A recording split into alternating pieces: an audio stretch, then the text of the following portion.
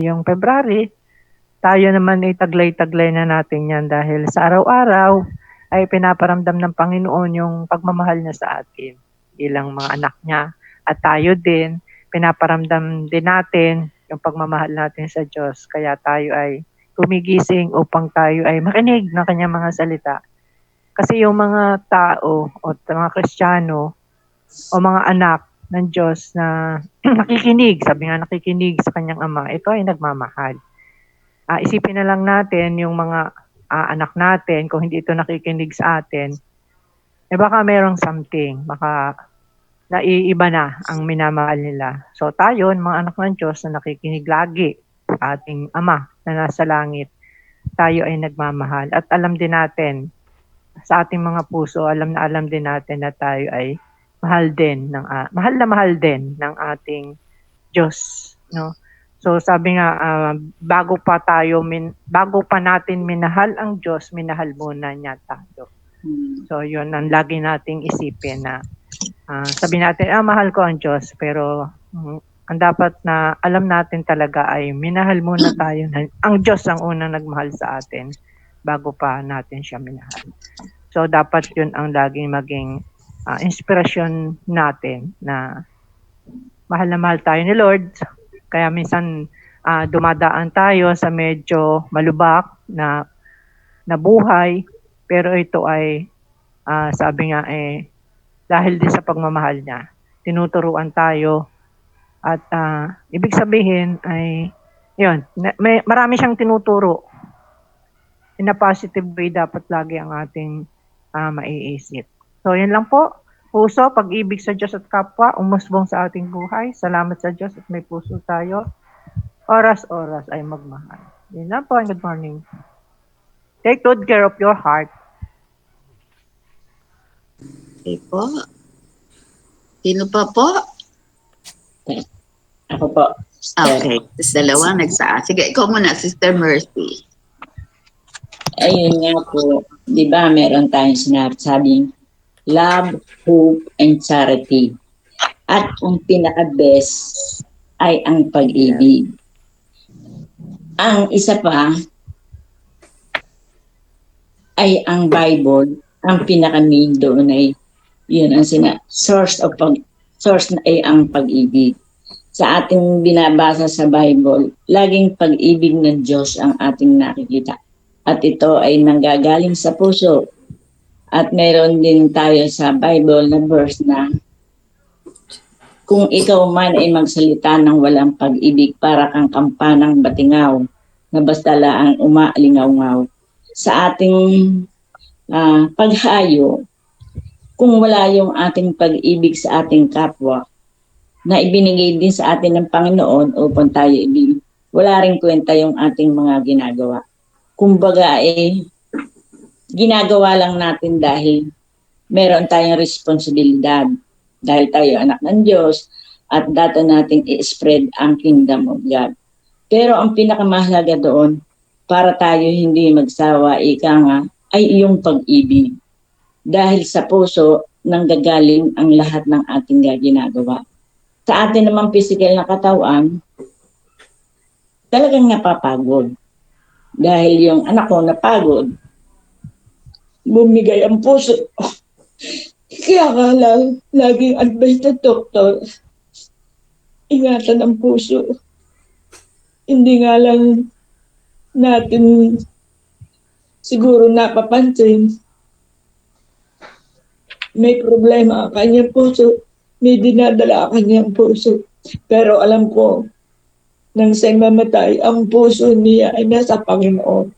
Kaya ako'y doon naliligayahan. Kahit ako'y hanggang ngayon na talagang hindi ko maisip.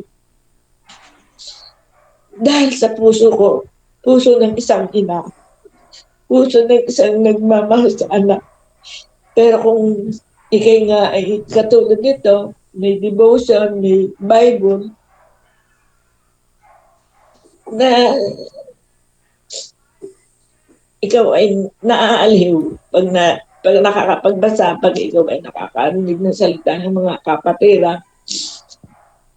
Dahil ang unang-unang pinakabuhay ng isang tao ay ang puso at pag-ibig. Nagkaroon siya ng problema sa kanyang pag-ibig. Kaya siguro bumigay din ang kanyang puso. Hindi ko alam. Dahil ang Diyos lamang naman talaga ang nakakaalam ng bawat puso ng isang tao. Pero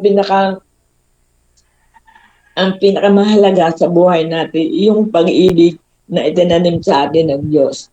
Yung puso na ibinigay sa atin ng Diyos na huwag tayong magsawa. Tulad na lang natin ang paghayo natin sa barangay hall.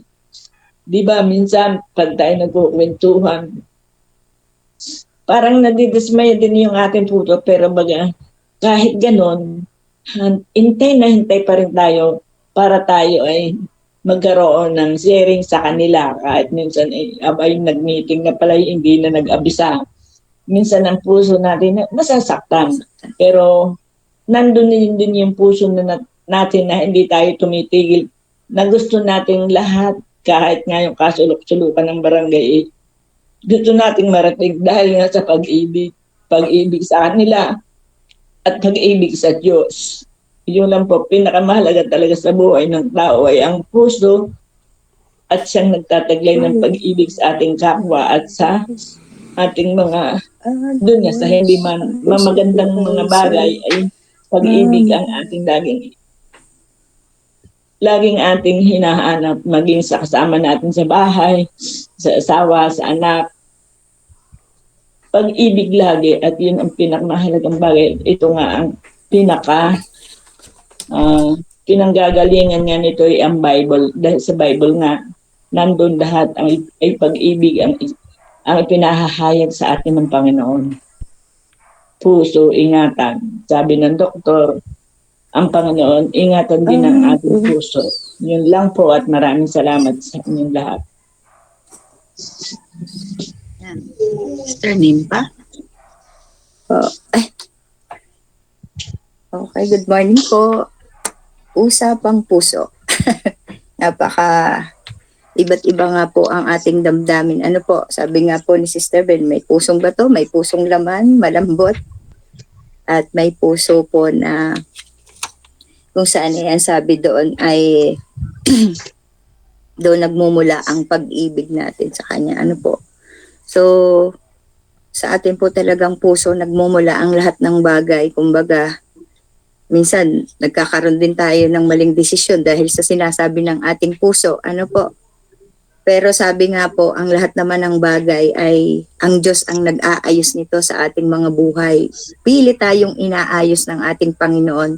Kaya nga di po ba, may awit tayong pusong dalisay, ang likhain mo para sa akin, isang pusong tapat. Kaya kumbaga talaga pong ang Diyos lang ang makapag-aayos ng ating mga puso. Ano po, talagang napakabuti po ng ating Panginoon. Salamat na lamang sa Panginoon dahil naririyan siya palagi para sa atin. Ano po? So, kailangan talaga nating ingatan ang ating mga puso, spiritual at physical. Kasi sabi nga po, dito nagmumula yung ating buhay. Ano po, kapag tumigil ng ating puso, ang pagtibok ng ating puso, ay tayo ay mayroong paglalagyan. Pag hindi healthy ang ating puso, doon nagsisimula yung mga bagay na hindi maganda nating nararamdaman. Kaya dapat alagaan natin ang ating pusong physical at spiritual para mas lalong, yung ang sabi nga ay maging masaya tayo sa ating mga buhay.